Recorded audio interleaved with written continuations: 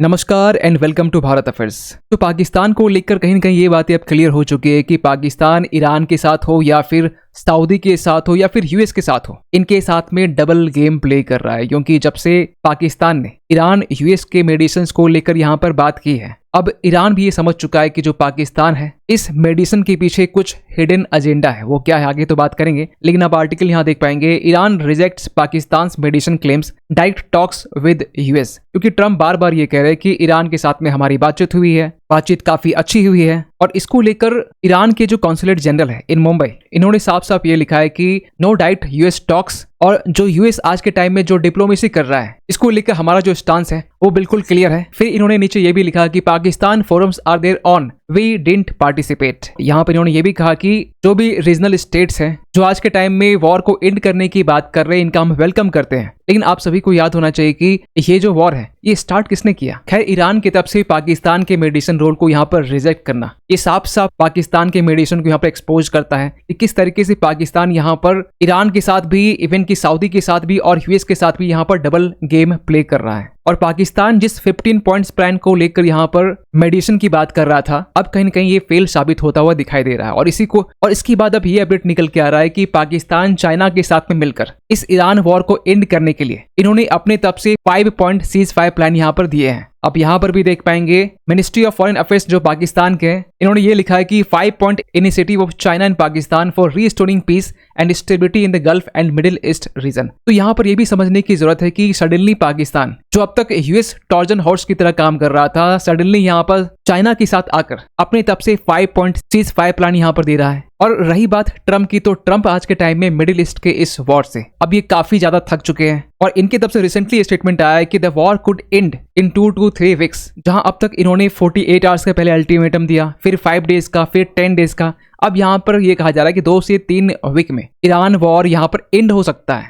खैर, ट्रम्प के बारे में सभी को मालूम है कि ट्रम्प का ये टैक्टिक्स है टाइम को बाय करने का। तो इन्हीं सब चीजों को लेकर हम लोग इस वीडियो में डिटेल से बात करने वाले, लेकिन बात करते हैं शुरुआत से। एक्चुअली हुआ यह है कि 29 मार्च के दिन में पाकिस्तान में एक इस्लामाबाद समिट होता है, जिसमें पाकिस्तान के साथ साथ सऊदी अरब के जो फॉरेन मिनिस्टर हैं फैजल बिन फरहान अल सौद, ये भी पार्टिसिपेट करते हैं। इसके अलावा जो टर्की के जो फॉरेन मिनिस्टर हैं, इजिप्ट के जो फॉरेन मिनिस्टर हैं, ये इस समिट में पार्टिसिपेट करते हैं। जिसमें पाकिस्तान का ये कहना है कि हम लोग यूएस के द्वारा जो 15 पॉइंट सीज़फायर प्लान यहाँ पर जो दिया गया था, इसी को लेकर हम लोग यहाँ पर बात विचार कर रहे थे। लेकिन ईरान ने यहाँ पर स्ट्रांगली पाकिस्तान के मेडिएशन को यहाँ पर रिजेक्ट किया है। जिसमें ईरान के जो कॉन्सुलेट है इन मुंबई, इन्होंने ये कहा कि Pakistan diplomatic forums are there on, we did not participate. इसके बाद ईरान ने यहाँ पर यह भी कहा कि जो यूएस है ये इंटरमीडिएट्स का यूज कर रहा है ताकि जो अपने एक्सेसिव डिमांड्स है इसे ईरान के ऊपर में इम्पोज कर सके। वैसे आपसे पहले भी हम लोग 15 पॉइंट्स प्लान को लेकर डिस्कस कर चुके हैं। तो इस 15 पॉइंट्स प्लान को यहाँ पर ट्रम्प जो है वो इम्प्लीमेंट करना चाहते हैं। वो चाहता है कि ईरान इस 15 पॉइंट्स को यहाँ पर फॉलो करे और इस वॉर को एंड करे। और रही बात पाकिस्तान को लेकर,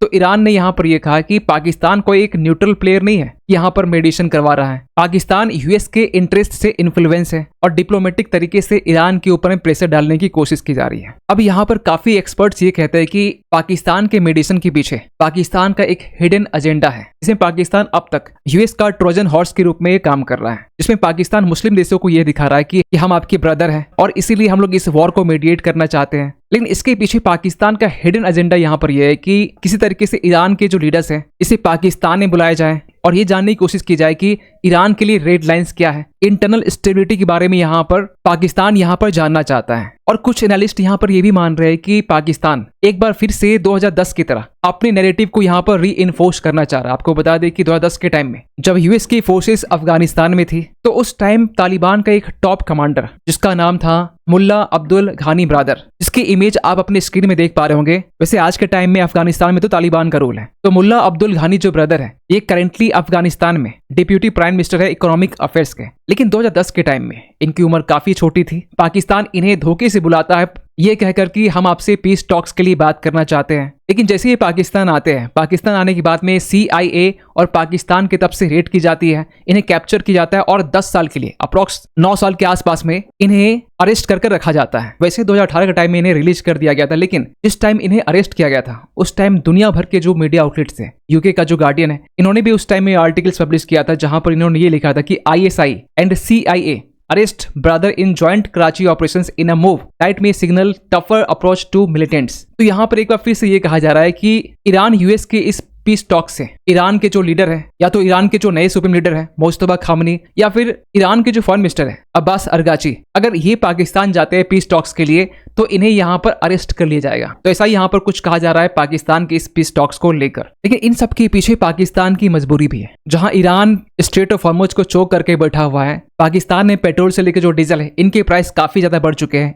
एलएनजी की शॉर्टेज हमें देखने को मिल रही है। इस बीच में पाकिस्तान जो है वो आईएमएफ के साथ में स्टाफ लेवल का यहाँ पर एग्रीमेंट कर रहा है 1.2 बिलियन के डिसबर्समेंट के लिए। जब आईएमएफ ने पिछले साल $7 बिलियन का जो ट्रेंच है जब वो रिलीज किया था, तब से लेकर पाकिस्तान ये कोशिश कर रहा है कि किसी तरीके से ये जो $7 बिलियन है ये पाकिस्तान को मिल सके। तो उसी में से 1.2 बिलियन का जो डिसबर्समेंट है, इन्होंने आज से कुछ दिन पहले, ये बात 27-28 की हम बात कर रहे हैं, इस बीच आईएमएफ की तरफ से और पाकिस्तान की तरफ से एक स्टाफ लेवल का एग्रीमेंट हुआ, जिसमें बेसिकली आईएमएफ और पाकिस्तान की जो गवर्नमेंट है दोनों यहाँ पे एक लेटर ऑफ इंटेंट को लेकर एग्री करते हैं। खैर पाकिस्तान को ये बात मालूम चल चुका है कि ट्रंप कभी भी अपना स्टेटमेंट चेंज करते रहता है, क्योंकि ट्रंप ने रिसेंटली ये कहा था कि स्ट्रेट ऑफ हॉर्मुज अगर ओपन नहीं भी होता है, इसके बावजूद भी हम लोग ईरान वॉर को एंड कर सकते हैं। और इसी के जस्ट बाद में पाकिस्तान और चाइना की तरफ से ये रिस्पॉन्स आता है कि इन्होंने अपनी तरफ से 5 पॉइंट का सीज फायर जो प्लान है इन्होंने रिसेंटली अनवील किया। और इस बात की जो जानकारी है पाकिस्तान की मिनिस्ट्री ऑफ फॉरेन अफेयर्स इनकी तरफ से यहाँ पर दी गई। इस 5 पॉइंट में मुख्य तौर पर यहाँ पर यह कहा गया कि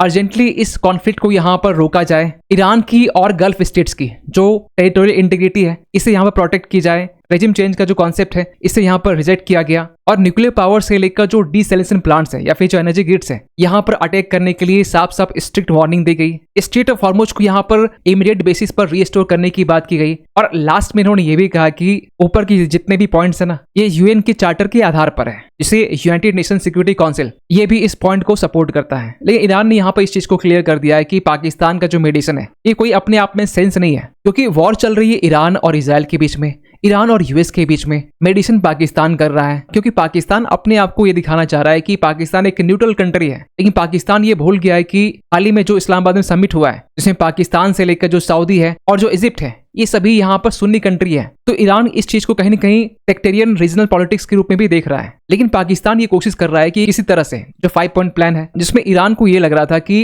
पाकिस्तान यूएस के मैसेंजर्स के तौर पर काम कर रहा है, तो इसी के रिस्पॉन्स में पाकिस्तान और चाइना दोनों मिलकर, क्योंकि चाइना और दोनों के रिश्ते काफी अच्छे हैं, इवन की चाइना की तरफ से ज्वाइंट तरीके से पीस प्लान को देना ये भी बताता है कि चाइना ईरान के 90% जो ऑयल है ये चाइना अकेला परचेज करता है। और ईरान ने भी आज से कुछ दिन पहले ये कहा था कि स्ट्रेट ऑफ हॉर्मुज उनके लिए ओपन है, जो हमें युआन में पेमेंट करने वाला है। और इसीलिए यहाँ पर पाकिस्तान जो है वो चाइना की सपोर्ट में इसे यहाँ पर एक काउंटर मूव बताया जा रहा है, जहां पाकिस्तान अपने न्यूट्रलिटी को रीगेन करने के लिए चाइना कार्ड कहीं न कहीं प्ले कर रहा है। लेकिन ईरान की जो प्रेसिडेंट है मसूद पेजेस्किन, इन्होंने भी कहा है कि ऐसा नहीं कि हम लोग वॉर को एंड करना नहीं चाहते हैं, हम लोग भी चाहते हैं कि वॉर एंड हो। लेकिन यहाँ पर जो यूएस है और इजराइल है जो ईरान के साथ में वॉर में इन्वॉल्व है, ये एटलीस्ट हमें गारंटी दे कि फ्यूचर में ये ईरान के ऊपर में अटैक नहीं करेंगे। खैर यहाँ पर रिसेंटली ट्रंप ने भी ये कहा है कि ईरान का ये जो वॉर है ये आगे आने वाले 2 से 3 वीक में ये एंड हो सकता है। कैसे होगा, किस तरीके से होगा और ट्रंप की बात को आप कितना सीरियस लेते हैं ये आप सभी को पता है। लेकिन आप क्या सोचते हैं पूरे अपडेट को लेकर, कमेंट कीजिएगा। मिलते किसी अगले वीडियो में, तब तक के लिए थैंक यू सो मच।